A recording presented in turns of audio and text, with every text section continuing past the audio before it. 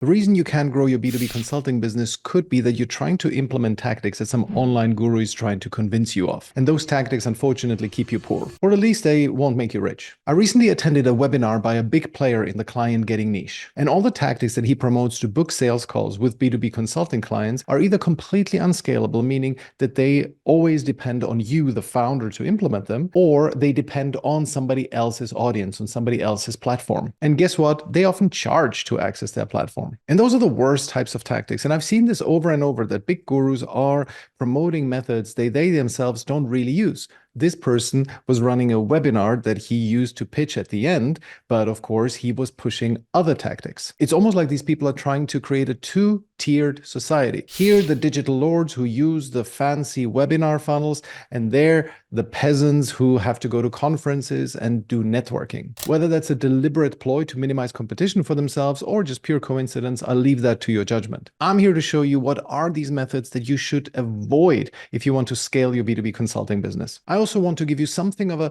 conceptual armor so that when the next online guru comes to peddle you some of their methods, that you know which ones to walk away from. Because when you're starting your consulting business, or when you've already had a couple of clients, but you want to stop being dependent on referrals, you're being constantly bombarded from all sides of people who promise to make you rich, and it's very difficult to separate the wheat from the chaff. Well, it's separating wheat from chaff time in this video. My name is Michael Bohannes, and I work with B2B consultants, and we help them build client acquisition systems and stop depending on referrals. And I fully admit that this video is a very strongly held opinion of mine, but I am sure that you will be able to find examples of people who have become very successful with referrals and networking and going to conferences and doing public speaking and whatnot.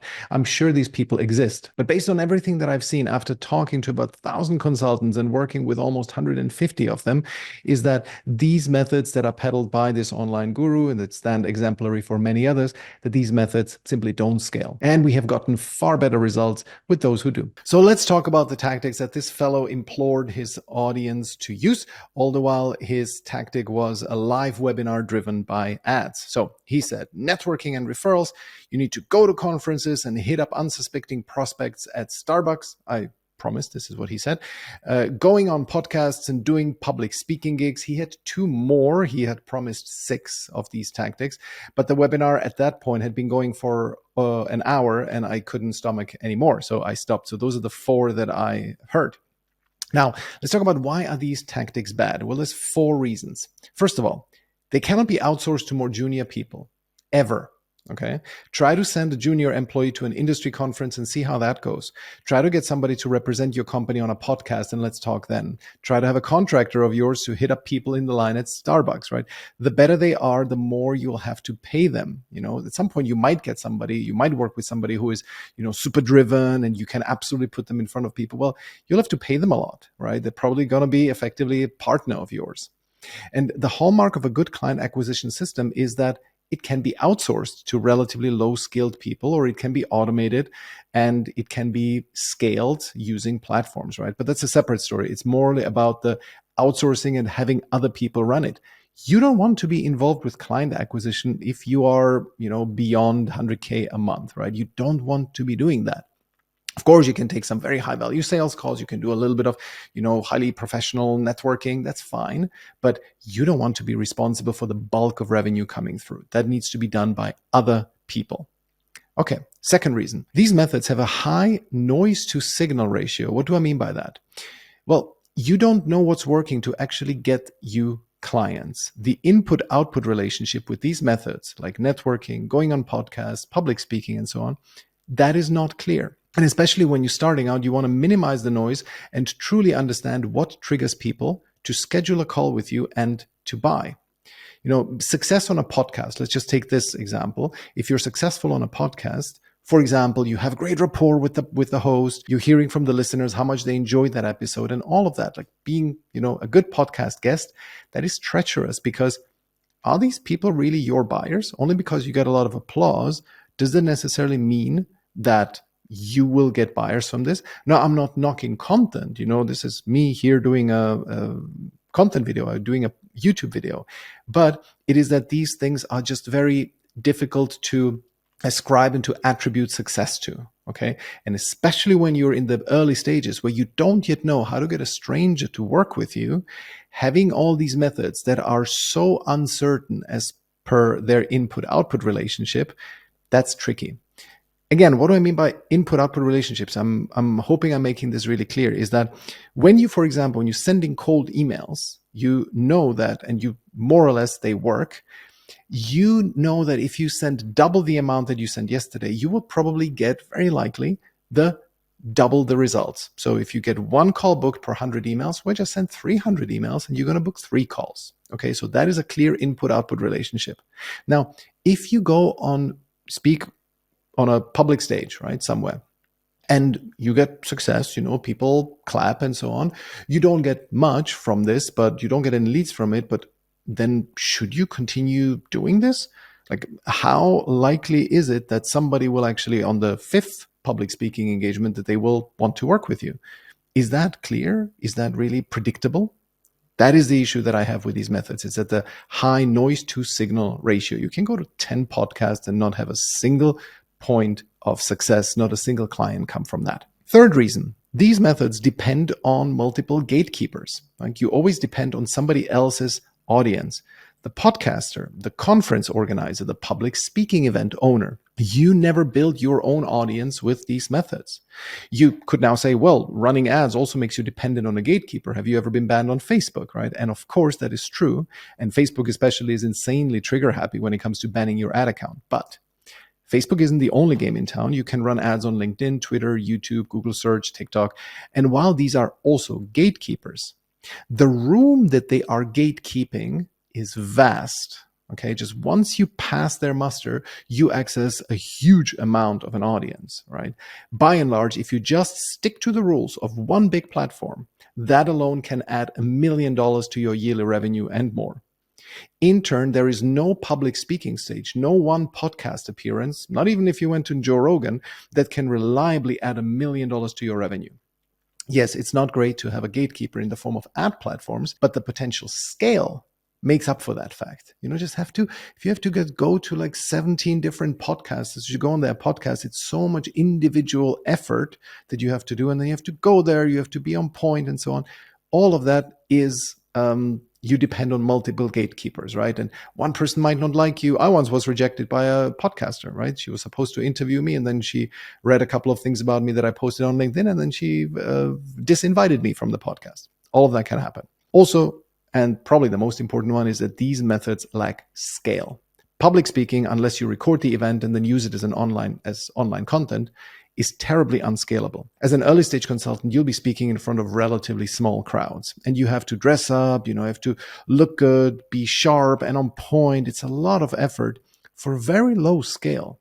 And networking is the same thing. You can only hit up so many people at a conference, and it's a very high cost endeavor.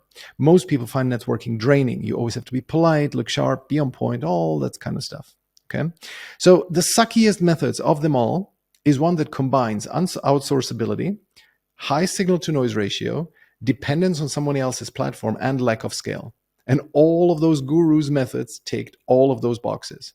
Going on podcasts, public speaking, networking at conferences, they all perform horribly across all those 4 dimensions. You have to do it yourself as a founder. There's no scale. You depend on somebody else's audience, and it's easy to fool yourself that you did well when in reality, you only got likes and claps, but no dollars. Now, you may say, hey, you got to start somewhere. And even you, Michael, recommend networking and referrals as a starting point. Well, yes, imaginary interlocutor, you are indeed correct. The difference is that I make it clear that those are just the starting points. So the one big thing that I criticize about all of this is that the gurus never paint the journey for you. Yes, you started with the unscalable methods, although I would never do public speaking and other people's podcasts, right? I really don't believe in this. But you start with the unscalable methods like networking and referrals, but you only do this to bridge the time so that you have some level of proof and cash that allows you to do outreach at scale. So for example, in the Alpha Lead Academy, we have a strong and important module on warm outreach, which, by the way, I've publicized this, so you can actually watch this if you go to this video. It's going to be linked in the show notes. That's where I teach you how to do warm outreach really systematically. So you can just go there and watch that and execute. You have to start there. It will be foolish to start doing cold outreach when you're early stage and you have not properly tapped your network. That would be silly. Of course you do that, but it's only the first stage, because you know way fewer people than you don't know. So way more people don't know you than know you. And so that market is infinitely bigger than your network and your referrals. But once you've done that, once you've accessed your existing network, don't just keep networking around and just go straight to the two methods that unlock the holy grail of client acquisition. The ability to get complete strangers to go on a sales call with you. That is what I call the holy grail of client acquisition, having some kind of predictable method that books sales calls with strangers, obviously. And those two methods are cold email and paid ads, but more on those in just a minute. One last point on the guru, because what all the methods that he was pitching had one thing in common. They were all marketing and not sales. And the difference is that marketing is the process of becoming known, liked, and trusted. Basically, the honeypot method. You dress something up nicely and hope that the bees will come to you, right? Sales, in contrast, is to force someone's attention on you and ask them if they have a problem that you can help them solve. And unsurprisingly, marketing is way more popular because way more people want to do those things that magically get them clients, that just people will start flocking to you. They want to be the magnet, of course, but that is just so rare to happen that when you're starting out, that you do such good marketing, especially when you're an expert in something. You can consultant, you're a bit of a nerd in something, and then you're expected to also be a super charismatic salesperson. It's just very rare. And I've worked with many and I love them to bits, but many of my consulting clients are not terribly charismatic. You could just put them in front of a camera or on a stage, for God's sake, right? And that they will charismatically deliver an interesting point and then just have to, scoop up the cash with a shovel, right? It just does not work like that. And of course, it also was because he ran ads to get to the webinar. That's why there were so many people, but also because marketing is just way more popular. You can attract an adoring crowd just by selling them the vision that if they only, go to conferences and network and don't really sell, but they just actively go there and just know many people, and connect people and so on, that will get them clients. And I really don't diss these methods, right? I'm not against them. I think networking is great. And I, had a terrific network when I was living in London, but I also then realized when I started my business that this network was not worth a lot. I did not get a huge amount, except for my, close friends, but I didn't get a huge amount of revenue from that network, because it serves a different purpose. A network is there to connect you to people, to even develop friendships. But if you network to get clients, I just don't believe that this is one of the best methods, because to not least, it always depends on you. You have to do it. So people want to hear about those magical methods where they don't have to ask for the sale and where clients will magically come to them. And sure, you can rely on it, but I don't know about you. I like to have some predictability in my business. Okay, back to the methods that do work: cold emails and paid ads. And we start with cold emails first because they are far cheaper and far faster to test. You can literally get started with cold emails within an hour, whereas with ads, it takes quite a bit more. Plus, you're risking more money with ads. Setting up cold email systems costs about $100 to $200, and then each incremental cold email costs you maybe 20 to 50 cents a piece. With paid ads, you can expect to pay learning dues of anywhere from 5 to 20K before you get your first sales call booked. So strong recommendation to validate through cold emails first before moving into ads and having a considerable budget that you can put into ads. And so it all boils down to sales before marketing. One of my mantras here, and I made a video on this. Again, sales is defined as interrupting somebody to sell them something. Marketing is defined as the process of getting known, liked, and trusted. And most people make the mistake of focusing too much on marketing early on. And also all those gurus peddle marketing tactics instead of sales tactics. So watch that video, Sales Before Marketing, to understand that difference fully. But there's a big problem. And as you're starting out, there are so many people who try to convince you that their method is the best and that they will be able to fill your calendar with qualified appointments. How can you learn to separate the wheat from the chaff? Well, here is my suggested framework, and feel free to question it. In the end, I'm also someone who has something to sell, and in the end, these are just my opinions. Take them with a grain of salt. I'm not claiming I'm the font of all wisdom, and I'm sure you can find examples of people who have been successful using these tactics. I have no doubt. I'm just trying to make an argument from logic here. So principle one, and it's sort of a meta principle: think from first principles. Okay, many people will try to convince you that cold email, cold calling doesn't work, and some such nonsense. When you hear someone say that, ask them, wait, are you saying it doesn't work for anyone or just people in my niche? Because, I mean, there's still countless people selling cold emailing services. Presumably, they wouldn't exist if cold email didn't work at all, ever, right? And if that person doesn't have a good, credible response, like, oh, yeah, of course, cold email works very, very well in industry A, B, and C because of good logical reasons, D, E, and F. If this person doesn't have a response like this, then this person has a big fat agenda to sell you. And they're not very serious and they're not good thinkers. So think from first principles.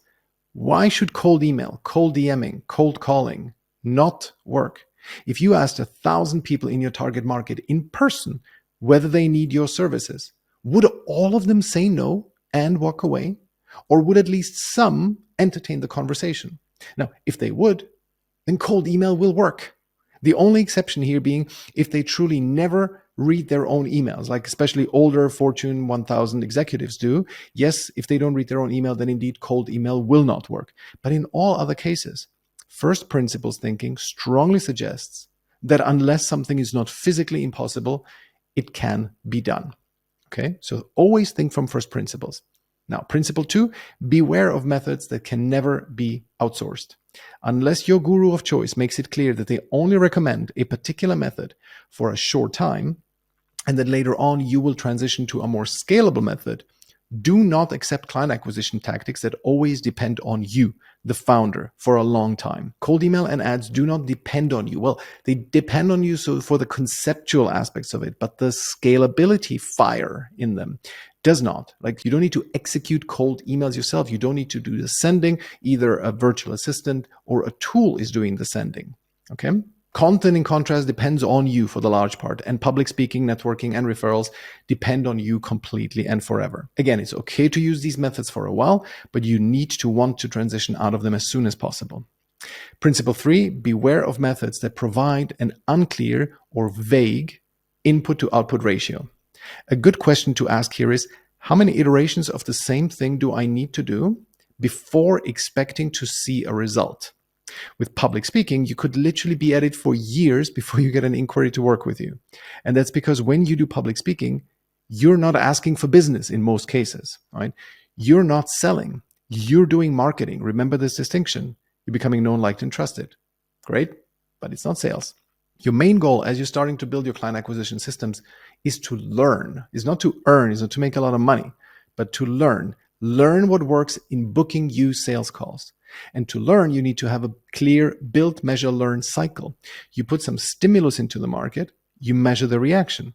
If the reaction is too small, then you have learned that this one stimulus was insufficient. You've learned, right? For example, I could run a cold email campaign using the angle of become a millionaire in 1 year's time. I don't think that this would resonate with my market, but I'm not 100% sure. So I'll go test it with 200 people. I get no response back. Great. Now I have confirmation that this angle doesn't work. So I try another one, and I put stimulus after stimulus into the market and so on until I find a key that fits the lock. That's a fast learning loop. And how quickly can I contact 200 people? I can do that in a week's time, including all follow-ups. Well, that's pretty good, no? I can within a week, I can know if one method works. And it's completely also independent of events. I don't need to travel anywhere. I don't need to request somebody else's approval to go on their podcast and so on. No, I can just do it. Every week, I can test it with 200 people. Again, fast learning loop. With the referrals, networking, and public speaking, I have no idea whether what I'm doing is working. I recently spoke to an old friend who has been on the market as a consultant for over a year now. He has been networking his heart out so far with 0 results. Okay, principle 4, beware of methods that require you to custom tailoring your message to suit a specific audience. Okay, because it will become inefficient. Let's say you get an opportunity to speak at a conference with 100 attendees, but you need to adjust your topic to suit their unique positioning, that industry's positioning. So it's a lot of effort to suit one specific gatekeeper. The more customization a go-to-market tactic requires and the fewer people it reaches, the worse it is, because the more energy you have to expend per person who hears your message. And not to speak of the difficulty of vetting audience owners on whether they are any good, whether they are the right kind of audience. And principle 5, beware of methods that are hard to scale. And although I am a big fan of cold email, it's less easy to scale than paid ads. Every cold email you send is a certain level of friction in your operations, and you do have to account for that. Ads have better scalability than cold email. But going to conference is far, far worse than cold email because A, depends on you. There's only so many conferences to go to. You cannot simply decide to 10x your conference going next year, right? So it's not scalable. Always look for methods that once you've cracked them, can be scaled to 10 or 100x of your current investment with them. 10xing may be possible in cold email, 100xing is possible in ads.